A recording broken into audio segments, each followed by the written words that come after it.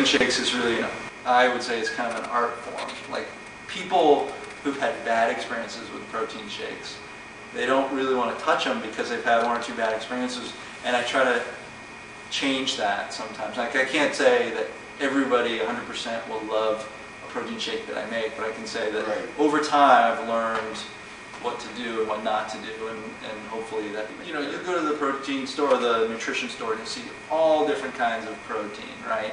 And you're not sure they all sound like they're supposed to be delicious, right? Strawberry milkshake. Well, actually, they sound good until you try them and you taste sand for the first time. Yeah. So that's the thing is, you know, the hardest part is finding a protein powder, protein shake that actually, you know, tastes like you imagine it might. You know, in your mind, like I hope this tastes really good, like the picture or whatever.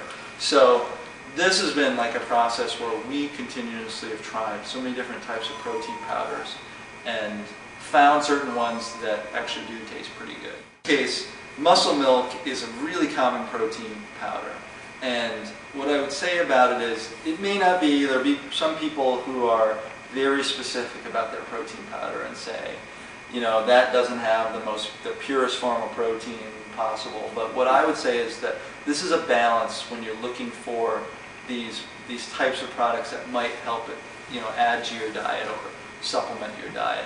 Okay. It's a process of balance in terms of finding something that tastes good enough for you to actually use, but also something that has some value in your diet.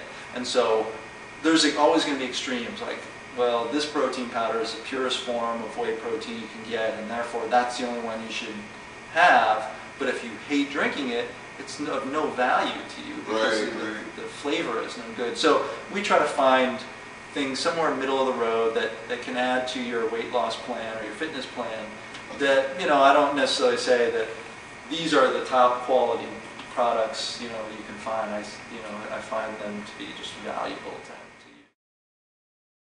Now, Steve, are you using the protein shakes as a post-workout meal, or do you use it just for a general meal replacement? Well, as part of your 6 meals a day. Protein shakes, I tell people, are just tools. There's nothing about protein shakes that are key to losing weight or key to muscle building, but they're more of what they call a supplement. So what I tell people is we used protein shakes a lot when we first got into shape, and I would say it was very useful because when you didn't want to think about what you had to eat, okay, it was the easiest thing to know, okay, I'm going to get this much protein, this many calories, I'm going to make the shake and drink it. Right. And that was, part of that was the convenience factor that added to our program. So that was kind of the element that people thought, well, wow, it must be the protein shake.